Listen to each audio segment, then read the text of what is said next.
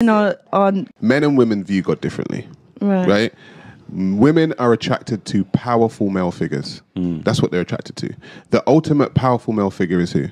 When the church? Pastor. God. In the past? God. Right, And okay. pastor. Yeah. Right? Which is why you hear women say, I don't need no man, I got Jesus. I got God. But they're You will delusional, never hear a though. man say, I don't need no woman, I got Jesus. Yeah, Because it's gay. I've never heard Just that what I'm ever. saying, it's gay. In fact, I've never So heard it it's ever. like women and men see God differently, which is why, that's why you find the majority of women in church, because they're going to see their ultimate man. Can I just... Things I grew up in church, right? So, and I personally, I think I always like to make a distinction between like cultural Christians or people who are, religious just because they grew up in it versus people who are devout and they make a personal decision. So I made a personal decision when I was younger that I wanted to follow God on my own. So there were certain, I think, core principles and beliefs that haven't changed because of those decisions that I made. But as I grew older and started to recognize that some of the things that I was believing, quite frankly, just wasn't working for me, and quite frankly, had never really been questioned. I just kind of accepted it as status quo without asking myself why. I found that there were things that I evolved into understanding and evolved into, changing. Mm-hmm, mm-hmm. Well, what are some of the things that had changed? Like, go back to 18-year-old Sade. What's something silly that you believed? 18-year-old. Okay, so prime example, and I actually talk about this a lot in my YouTube channel, so a part of my religious upbringing is there were times I was in churches that were like hyper religious, like religious to where it's like, okay, prime example, like you couldn't go on a date unless like an elder or somebody in the church got some confirmation from God that was your husband. So it was like just weird, like uber weird stuff. So there was a good couple of years in my teens and 20s where I just wasn't dating.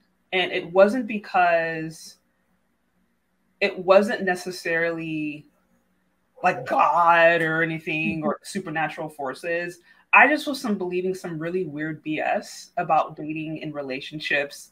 And it was a mixture of like Christian feminism, like AKA God is my husband, God is my mate, let's go on Jesus dates, to also some fear that I was getting from some like hyper religious circles where it was like, if you date the wrong person, you're going to hell. And so it was just all this weirdness around just something so simple as dating to find somebody to build a life with. And so it took me a lot of years. And I think really what happened was, I think I started dating in my mid-20s and I was like, just something isn't working for me. Like, there's no way that all of a sudden God has called this entire generation of women to just be single. Like it just something wasn't adding up to me. Because I also started to have many friends of mine who were like, we want to get married, like we want to meet guys, but like what's going on? Like why does it seem like there's a disconnect? So I think it took me a couple of years to recognize that I believe some really weird, strange things about relationships that were coupled under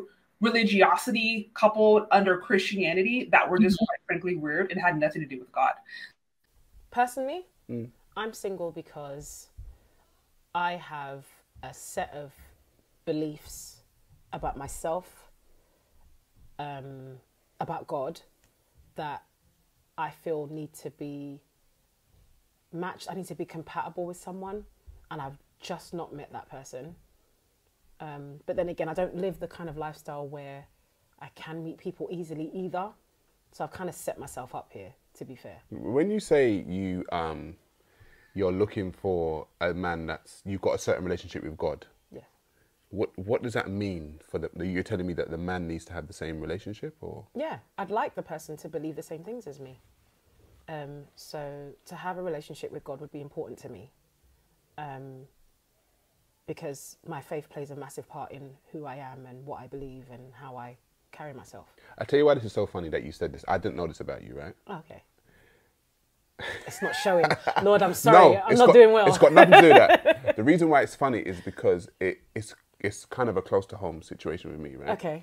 So the last woman I was dating was quite faith-based, right? But I'm just so not. Okay. Do you get what I'm saying? So it's interesting. I don't think black women specifically, this is just my personal view, I don't think black women specifically understand men's dynamic when it comes to God. Okay. I'm not a God-fearing man. I'm just not. I don't believe in any of the Islamic or Judeo-Christian religions, right? Mm-hmm. And I can't see myself submitting to another man. The way I'm built, the way I've set up my own self, I can't see myself submitting to another man. I am the man that needs to be submitted to.